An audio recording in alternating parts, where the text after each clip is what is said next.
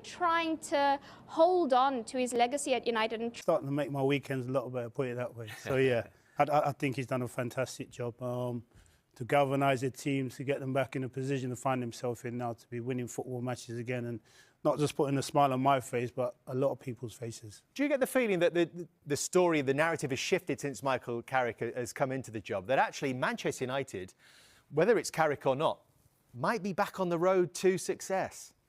I've got my fingers crossed, I'm hoping so. But, you know, I think what Michael wants from now to the end of the season is just to continue winning football matches, you know, get himself back into Europe next season, Champions League. I think a club like Manchester United need to be in the Champions League. I'm not going to stand there and say deserve to be, because, I mean, you've got to get that right. And fingers crossed they'll be able to do that coming in. Did he have to be picked, though? Did he have to be recalled, Cobby? I think that the form he's been in, yeah.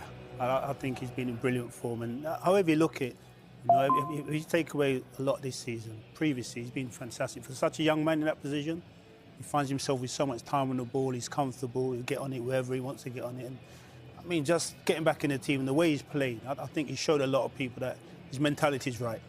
You know, he hasn't played a lot, but I'm back in the team now, I'm going to show everybody. This young man, Andy, Benjamin Sesko, he's having to be patient. Is actually his best football being played when he does come from the bench, though, rather than starting?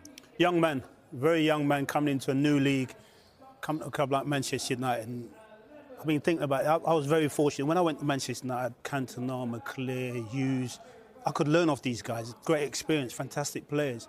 He's gone to Manchester United, he's learning on the job.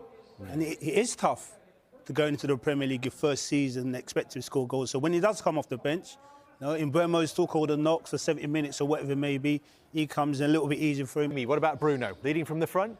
Yeah, absolutely. Incredible. But every season, you know, goals, assists, you know, he's been wonderful for the team. You know, he's the maestro. He's the one player that you always feel is going to make the right pass, the right assist, the right goal moment, whether it be a free kick or whatever. His numbers have just been phenomenal, you know, and it's not always been easy because he's not played in necessarily a great Manchester United side. I mean, that's incredible, isn't it? Well, it blew my mind when we said these are the stats. I was like, are you sure? That can't be right. But when you actually look at it, where he's got to so quickly.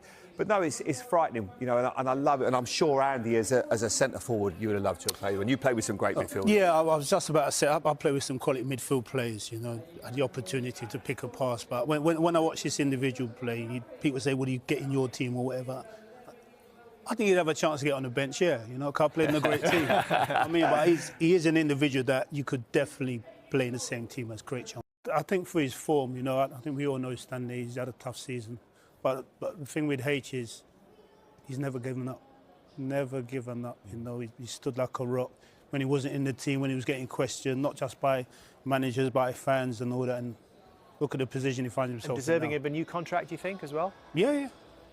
I look at what he gives Manchester United, his experience, the way he's come back in. I don't think at any stage he let Manchester United down. You know, when people questioned him, he was in the team, you know, giving it everything he's got. You know, lost the captaincy and things like that. So you've got to look at him and say to yourself, he's the kind of... So when you look at that run of games, he's making it very difficult, you know, for the owners not to give him the job. He's been in fantastic form. Well, this is what he's got left. 8 games, 4 home, 4 away, starting with, of course, Bournemouth tonight.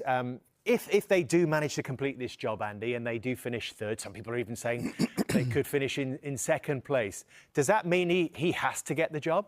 It means he's put himself in a great position. You know, and that's all you can do. Yeah. I mean, we don't, standing here, we don't know what the remit was, you know, when he took the job. You know, it could have been, yeah, you've got a great opportunity, or it's just to the end of the season. So we're standing there speculating that this and that. We'll never know. But what Michael's done, he's put himself in a position that if he doesn't get the Manchester United job at the end of the season, he's got a great chance of getting a job somewhere else. A great point. Would you like it to happen? Look, if a manager goes in and wins football matches, why not? You've got a smile on Andy's face. That tells you everything. Why not? You know, but hey, agree, yeah. I mean, it's not for me to be standing there saying, yeah, he should be given the opportunity. There's people in higher positions that are going to do just that. Yeah, they get paid a lot of money to do that.